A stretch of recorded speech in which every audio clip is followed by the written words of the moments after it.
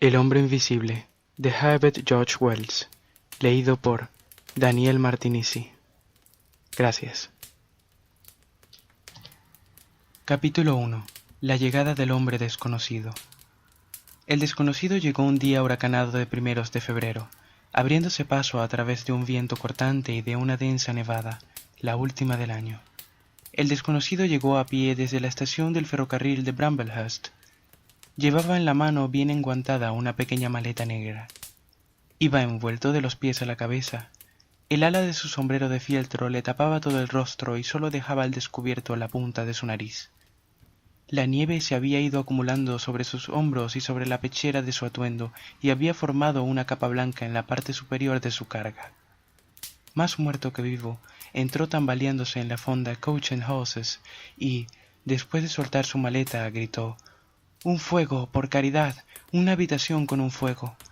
Dio unos golpes en el suelo y se sacudió la nieve junto a la barra. Después siguió a la señora Hall hasta el salón para concertar el precio.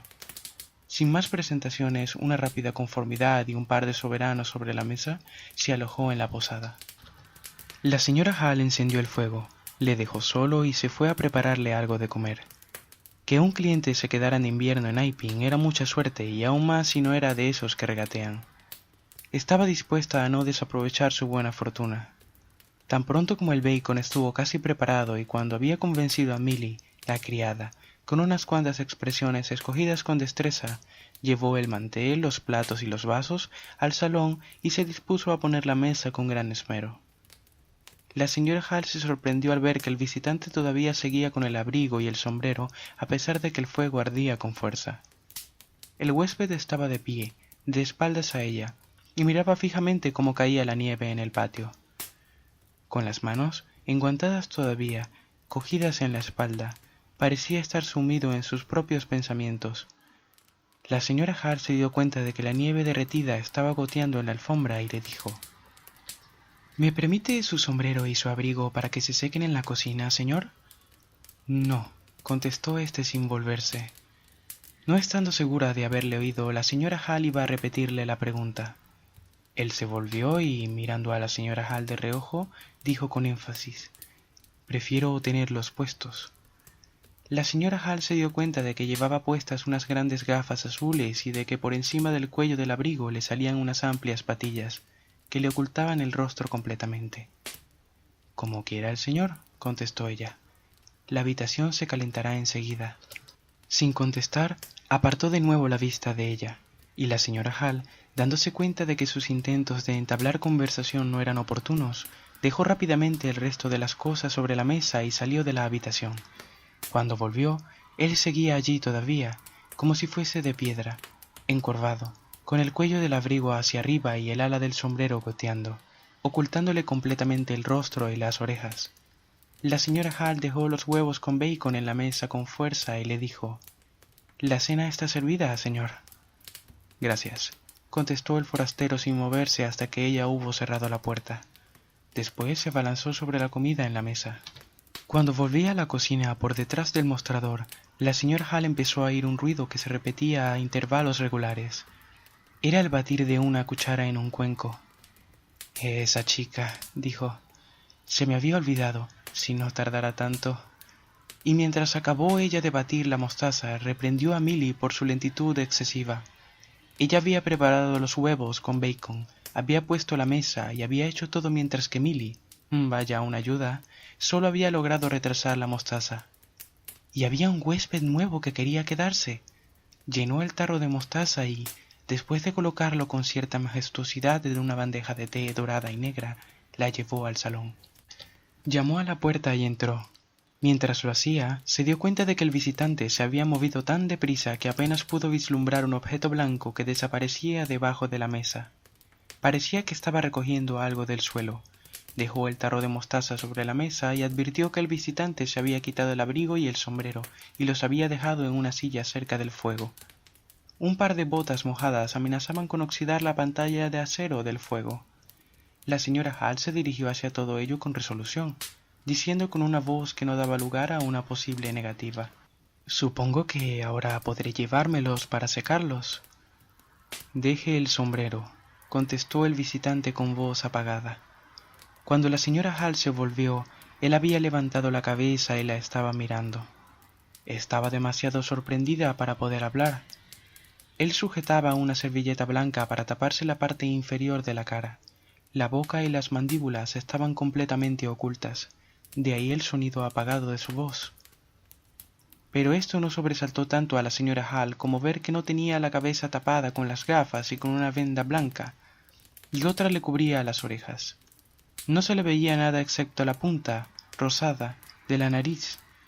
El pelo negro y abundante que aparecía entre los vendajes le daba una apariencia muy extraña, pues parecía tener distintas coletas y cuernos.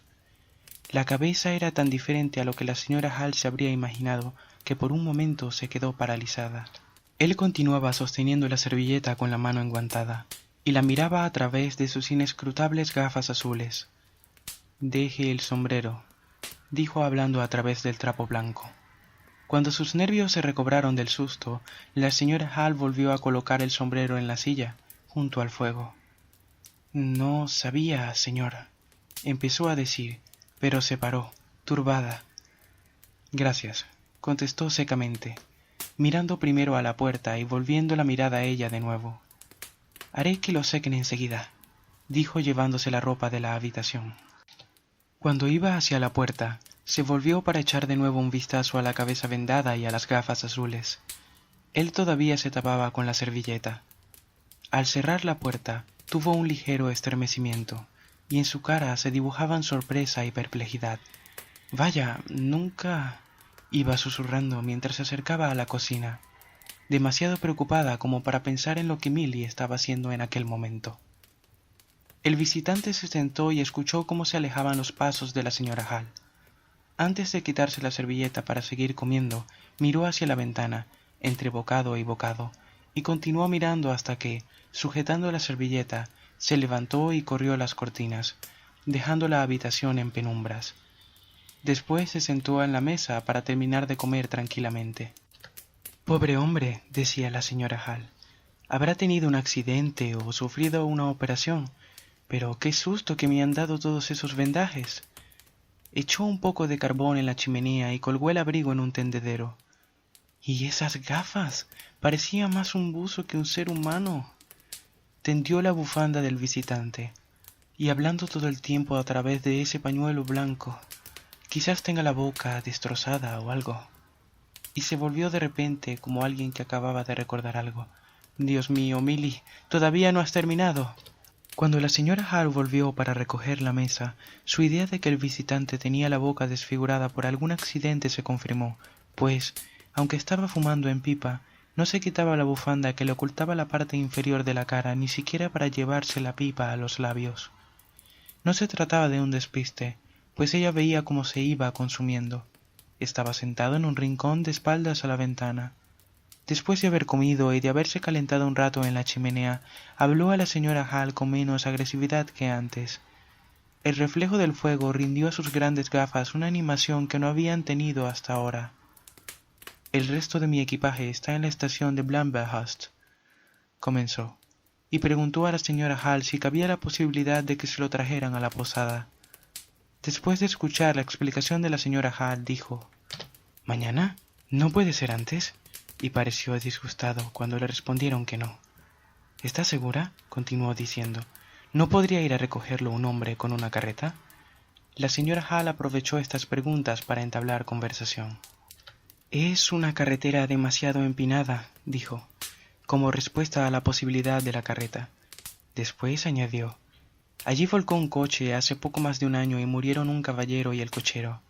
Pueden ocurrir accidentes en cualquier momento, señor». Sin inmutarse, el visitante contestó: «Tiene razón», a través de la bufanda, sin dejar de mirarla con sus gafas impenetrables. «Y, sin embargo, tarda mucho tiempo en curarse, ¿no cree usted, señor? Tom, el hijo de mi hermana, se cortó el brazo con una guadaña al caerse en el campo y, Dios mío, estuvo 3 meses en cama. Aunque no lo crea, cada vez que veo una guadaña me acuerdo de todo aquello, señor». «Lo comprendo perfectamente», contestó el visitante. «Estaba tan grave que creía que iban a operarlo incluso». De pronto, El visitante se echó a reír. Fue una carcajada que pareció empezar y acabar en su boca. ¿En serio?, dijo. Desde luego, señor. Y no es para tomárselo a broma, sobre todo los que nos tuvimos que ocupar de él, pues mi hermana tiene niños pequeños. Había que estar poniéndole y quitándole vendas. Y me atrevería a decirle, señor, que... ¿Podría acercarme unas cerillas?, dijo de repente el visitante. Se me ha apagado la pipa. La señora Hall se sintió un poco molesta. Le parecía grosero por parte del visitante, después de todo lo que le había contado, claro. Lo miró un instante, pero, recordando los 2 soberanos, salió a buscar las cerillas. Gracias, contestó, cuando le estaba dando las cerillas, y se volvió hacia la ventana. Era evidente que al hombre no le interesaban ni las operaciones ni los vendajes. Después de todo, ella no había querido insinuar nada, pero aquel rechazo había conseguido irritarla, y Milly sufriría las consecuencias aquella tarde. El forastero se quedó en el salón hasta las 4, sin permitir que nadie entrase en la habitación. Durante la mayor parte del tiempo estuvo quieto, fumando junto al fuego, dormitando, quizá. En un par de ocasiones pudo oírse cómo removía las brasas, y por espacio de 5 minutos se oyó cómo caminaba por la habitación. Parecía que hablaba solo. Después se oyó cómo crujía el sillón.